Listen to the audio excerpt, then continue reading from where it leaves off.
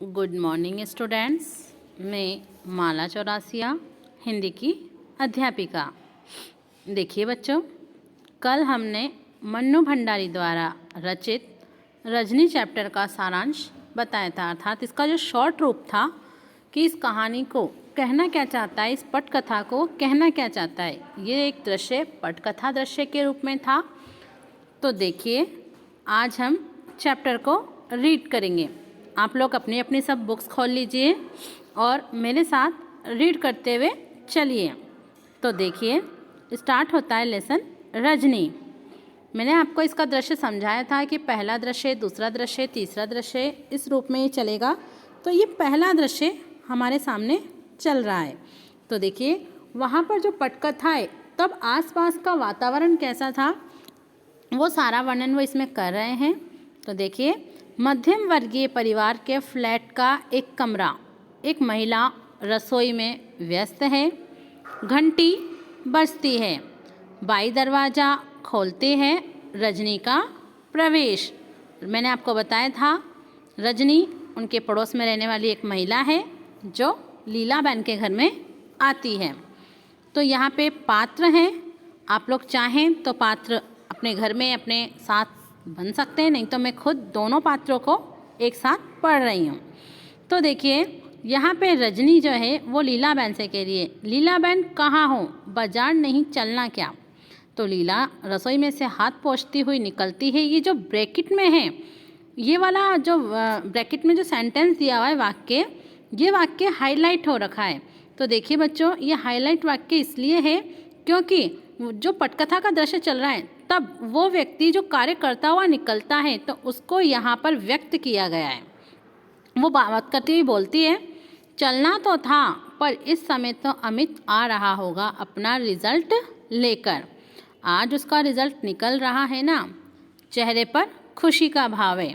क्यों? क्योंकि उसे पता है लीलाबेन को कि उसका जो पुत्र है वो फर्स्ट नंबर पे आएगा। रजनी कहती है, अरे वाह, तब तो मैं मिठाई खाकर ही जाऊंगी। अमित तो पढ़ने में इतना अच्छा है कि फर्स्ट आएगा और नहीं तो सेकंड तो कहीं गया नहीं। तुमको मिठाई भी बढ़िया खिलानी पड़ेगी, सूजी के हलवे से काम नहीं चलने वाला, मैं अभी से बता देती हूँ। लीलाबेन कहती है हंसकर, देखो वो हंसती है इसलिए ये सेंटेंस हाईलाइट होकर ब्रैकेट में आया है। नहीं नहीं, मैं तुम्हें अच्छी मिठाई ही खिलाऊंगी, मैंने पहले से ही मंगवा कर रखी है, केसरिया रसमलाई।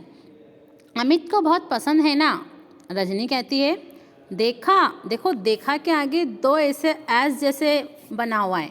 इसका मतलब होता है जो उसने शब्द बोला है देखा, वो एक लंबे सुर में बोला है, जैसे मैं बोल रही हूँ, देखना, देखा। ठीक है, इसलिए ये दो वर्ड्स बने हुए हैं। मुझे अपने घर में ही केसर की सुगंध आ गई थी, बाजार का तो मैं बहाना करके चली आई, वरना तुम तो मुझे काट ही देती। लीलाबेन कहती है, कैसी बात करती हो, मैं एक बार काट भी दूं, लेकिन अमित अपने मुंह में डालने से पहले रसमलाई लेकर तुम्हारे फ्लैट में दौड़ता। मैं कोई भी चीज़ घर में बनाऊं या बाहर से लाऊं, अमित जब तक तुम्हारे भोग नहीं लगा लेता हम लोग खा थोड़े ही सकते हैं। रजनी आंटी तो हीरो है उसकी। दोनों खिलखिलाकर हंसते हैं, यानी रजनी बहन और लीलाबेन दोनों हंसते हैं, इसलिए वाक्य हाईलाइट होके आ गया है। नेक्स्ट पेज पे आ जाइए बच्चों। देखिए, रजनी बोल रही है, बहुत मेधावी बच्चा है अमित, तुम देखना तो आगे जाकर क्या बनता है। लीलाबेन कह रही है, बस तुम्हारा ही आशीर्वाद है। फिर घंटी बजती है। लीला एक तरह से दौड़ते हुए दरवाज़ा खोलती है। अमित का प्रवेश रोज की तरह भारी बस्ते की जगह एक हल्का सा थैला है। रजनी बोल रही है, अमित तो बाहों में भरने के लिए दोनों बाहें फैलाते हुए आगे बढ़ती है। कॉन्ग्रेचुलेशंस अमित, बधाई देने के लिए रजनी आंटी पहले से मौजूद हैं। अमित का चेहरा उतरा हुआ है, पर दोनों में से अभी तक उस पर किसी का ध्यान नहीं गया। अमित आंसू भरी आंखों से थैले में से रिपोर्ट निकालकर माँ की ओर फेंकते हुए, अमित कह रहा है, लो देखो क्या हुआ है मेरे रिजल्ट का।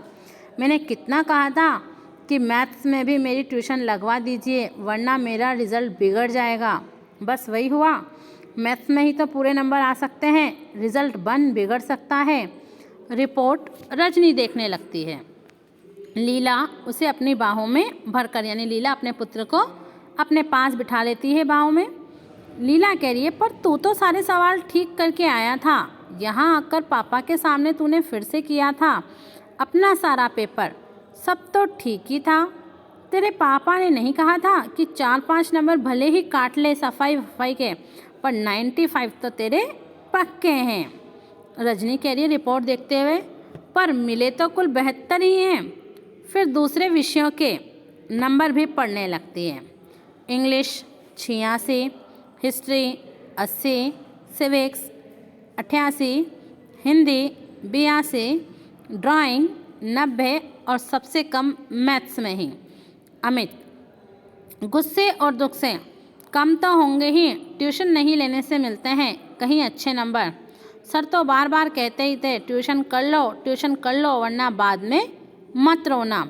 ये बात कहते हुए अमित क्या करता है, रो पड़ता है। इसलिए ये वाक्य वापस बच्चों हाईलाइट में आ गया है। नेक्स्ट पेज पे आइए बच्चों। नेक्स्ट पेज है लीला अपराधी की तरह सफाई देते हुए, तुझे अंग्रेजी को लेकर थोड़ी परेशानी थी, सो अंग्रेजी में करवा दी थी ट्यूशन। अब 2-2 विषयों की ट्यूशन, फिर लंबी चौड़ी फीस बेटे। फिर वो हाईलाइट होकर बोल रहा है वाक्य, अपनी आर्थिक मजबूरी की बात वह शब्दों से नहीं चेहरे से व्यक्त करती है। पर यह तो अंधेरी हुआ कि सारा पेपर ठीक हो फिर भी नंबर काट लो। रजनी कहती है, रजनी की बाहों में एकाएक बल पड़ जाते हैं। भौहें यानी हमारे आँख के ऊपर के जो बाल होते हैं वो होते हैं भौहें। वह रोते हुए अमित को खींचकर अपने पास सटा लेती है। रो मत, उसके आंसू पोंछते हुए, अमित रोएगा नहीं, समझे। मैं जो पूछती हूँ उसका जवाब देना बस। कुछ देर रुककर, तुझे अच्छी तरह याद है कि तूने पूरा पेपर ठीक किया था। अमित स्वीकृति कहते हैं हाँ की। भाई मैंने हाँ, स्वीकृति कहते हैं जब कोई व्यक्ति किसी कार्य के लिए हाँ करता है वो होती है स्वीकृति। अमित स्वीकृति में सिर हिलाता है। पापा के पास दोबारा पेपर करने से पहले दोस्तों से या किताबों से उन सवालों के जवाब तो नहीं देख लिए थे। अमित कहता है नहीं, जो के त्यों आकर कर दिए। ज्यों के त्यों का मतलब होता है जैसे के तैसे, जो यानी जैसे, त्यों यानी तैसे। हमको आते थे वे सारे सवाल। रजनी कह रही है मैथ्स के सर कौन हैं? अमित कहता है मिस्टर पाठक। रजनी कह रही है कितने लड़के ट्यूशन लेते हैं उनसे? अमित कहता है 22। साल के शुरू में तो 8 लेते थे, फिर पहले टर्मिनल कहते हैं बच्चों एग्ज़ाम को, यानी पहला जो प्रथम टेस्ट होता है उसे कहा गया है टर्मिनल। पहले टर्मिनल के बाद से 15 हो गए थे। हाफ ईयरली के बाद 7 लड़कों ने और लेना शुरू कर दिया। इससे मुझसे भी तभी से कह रहे थे।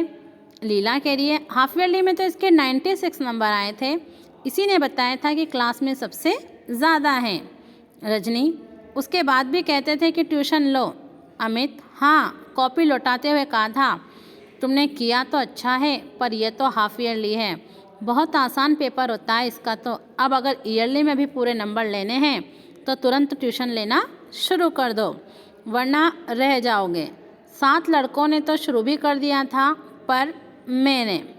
ठीक है बच्चों, अगला पेज निकालिए। जब मम्मी पापा से कहा तो हमेशा बस एक ही जवाब, मम्मी की नकल उतारते हुए, मैथ्स में तो तू वैसे ही बहुत अच्छा है, क्या करेगा ट्यूशन लेकर? देख लिया अब 6th पोजीशन आई है मेरी, मैं जो आज तक कभी नहीं आई थी। अमित की आंखों से फिर आंसू टपक पड़ते हैं। रजनी डांटते हुए फिर आंसू कहती है, फिर आंसू? जानता नहीं, रोने वाले बच्चे रजनी आंटी को बिल्कुल पसंद नहीं। मम्मी ने बिल्कुल ठीक ही कहा था और ठीक ही किया। जिस विषय में तुम वैसे ही बहुत अच्छे हो उसमें क्यों लोगे ट्यूशन? ट्यूशन तो कमज़ोर बच्चे लेते हैं। अमित कह रहा है, आप जानती नहीं आंटी, अच्छे बुरे की बात नहीं होती, अगर सर कहें और बार बार कहें तो लेनी ही होती है, वरना तो नंबर कम हो जाते हैं। रजनी के लिए पेपर अच्छा करो तब भी नंबर कम हो जाते हैं। अमित कह रहा है हाँ, कितना ही अच्छा करो फिर भी कम हो जाते हैं, जैसे मेरे हो गया।